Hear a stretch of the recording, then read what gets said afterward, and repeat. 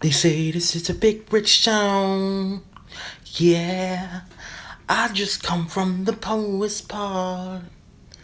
Bright light, city light, I gotta make it. This is where it goes down. Yeah, I just happen to come up home. Legal or illegal, baby. I never took a straight path, no way. Twists and turns, bumps and bruises. I live, I learn. I'm the beautiful way of dang bomb bounce through the ball of the rap. Learn to rap in the back. Fucking the man in the meantime. Go ahead and pump a pack. You're my inspiration. You're my motivation. You're the reason I'm the dream of the day. This is a big rich town. Yeah, I just come from the poorest part. Bright light, city light, I gotta make it. This is where it goes down. Yeah, I just happen to come up high. Legal or illegal, baby, I gotta make it.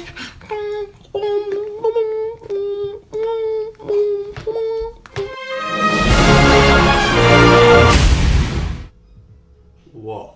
Now, I, like most people, walked into this week's episode of Power expecting, this is a good show. So, surprising stuff happens, good stuff happens. But this episode was. Oh.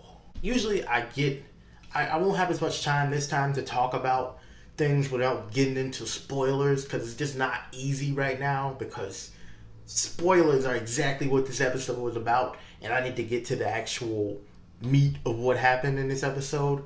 I'm just gonna say, right from the beginning, you're starting to see a little bit more parallels between Ghost and his son, and that's pretty interesting to see because you last week saw a little bit more of Tasha and him and Tariq, but Tariq is starting to become more and more like Ghost, and that's all I'm going to say about that. It's definitely great to see where these characters are now. Seeing everyone who's been an integral part of the show just being in the same room. Let's just say, I'm going to just put it that way. Not going to spoil anything there. But the ending of this episode might be the most shocking ending that Power's ever done. They've never done a ending like this. That was downright sad. That was depressing. That might be the biggest thing to ever happen in the Power universe. Nobody in the show will ever be the same because everybody's connected to this event. There's never been an event that happened that would unify everybody, that would bring everybody to a whole different state. Oh man, I gotta wait a whole week to know what happens with this. Like usual, spoilers are about to come up, so I'm gonna give you a warning in 3, 2, 1. The beginning of this episode starts off with Ghost and explaining to his son how sometimes his actions might have consequences, bigger consequences than he would probably be able to comprehend right now. One of the major plot points in this episode is this gala for people who have been wrongly accused of crimes. And of course, James is one of those people, so he's being honored at the gala. They never actually honor him, but whatever. New head of justice or director of justice, whoever the head person is over them, is a woman now. And Angela feels like she should get the promotion that progressively that a woman should be taking over the department. In the beginning, we learned that it's more than likely going to be Saxed or the Asian guy. I forgot his name. Sorry. And a weird twist that came out of nowhere, of unnecessary twist, they name Angela as the head of the department. And I wonder what backlash this is going to get because it seems like everybody else that was there except her and James were pretty upset that she won. But we all know they're all one step away from being kind of crooked, every single one of them. We also get a little bit more development with Tasha and the lawyer, whose name I'm still still getting right. I'm just calling him Montel right now.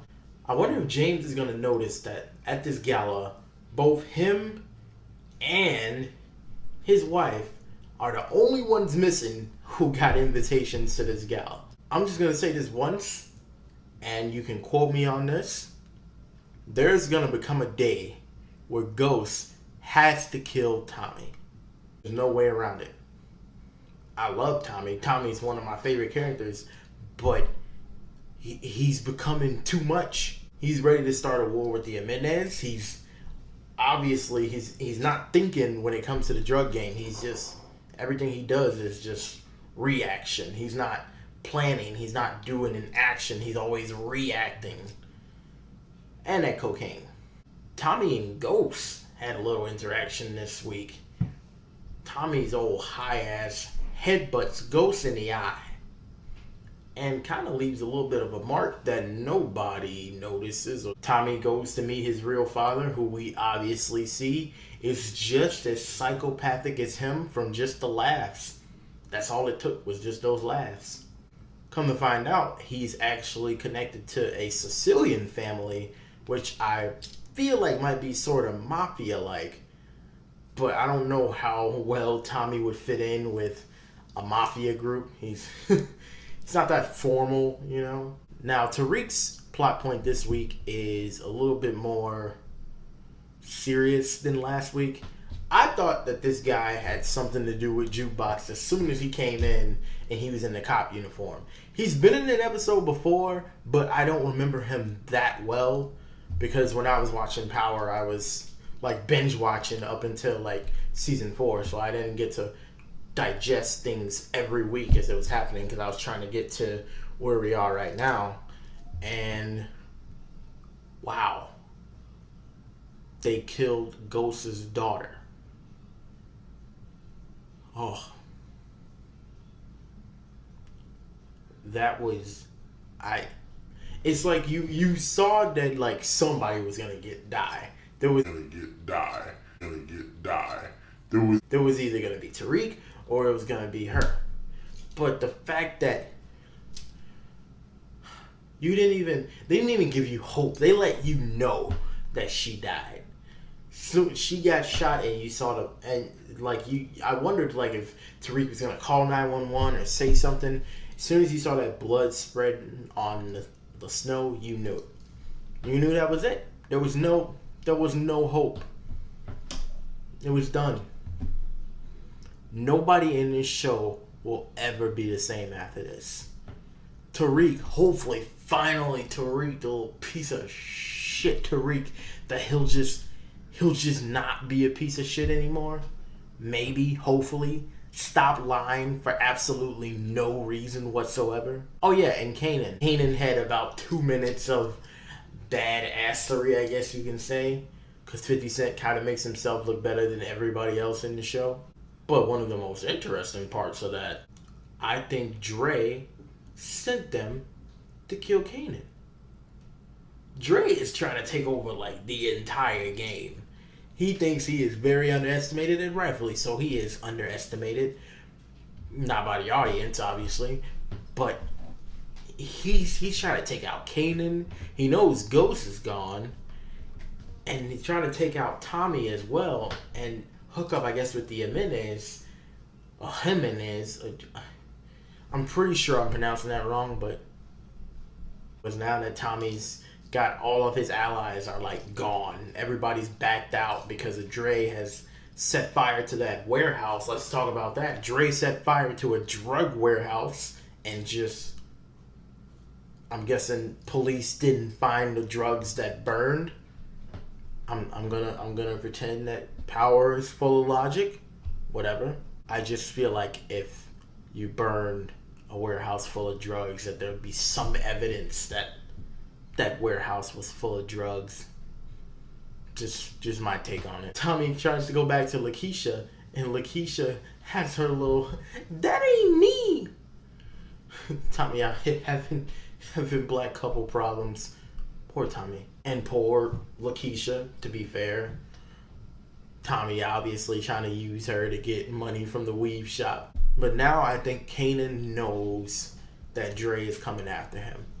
And now Kanan and Ghost and Tommy are probably gonna form some togetherness, some team, and either kill Dre or they're definitely gonna kill Ray Ray. Cause Ray, who would have thought this character Ray Ray, who we thought was just like, would become the person who killed Ghost's daughter. Oh man. Another one of the big things that happened this week is Lorenz Tate's character, the councilman. He was always seen as like this really big shining light, but during the interview with Ghost, he's going over to across the street and he starts like shaking up with like one of the hustlers on the corner, and I'm like, Ghost didn't say anything about that? He didn't notice anything about that? Ghost is pretty smart. He should have said something about that. All of a sudden, I'm starting to see the councilman in like a little bit of a different light because I don't know what exactly about his character, and nobody's character in this show is ever exactly what meets the eye. Gotta be a little iffy about when you see somebody who's actually good.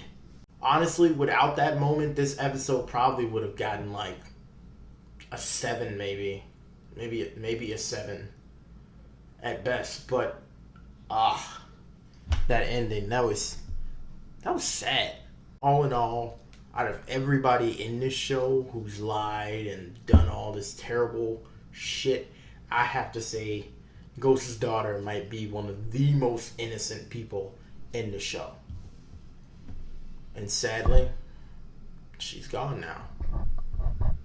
And Ghost will never be the same. Season 4 of Power, Episode 9, That Ain't Me, I'm going to give it an 8 out of 10. If you like this video or any of my videos, hit the like button, share on Facebook, subscribe to my YouTube channel, and most importantly, I want you to laugh. I'm Elon Rich, and I'll see you tomorrow, I guess.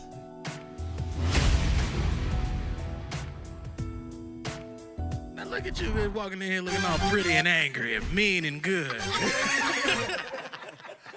I know you didn't get your head down so you could just sit down and just sit still. Hey, we trying to have a good time tonight. Let's go, baby. Let's go.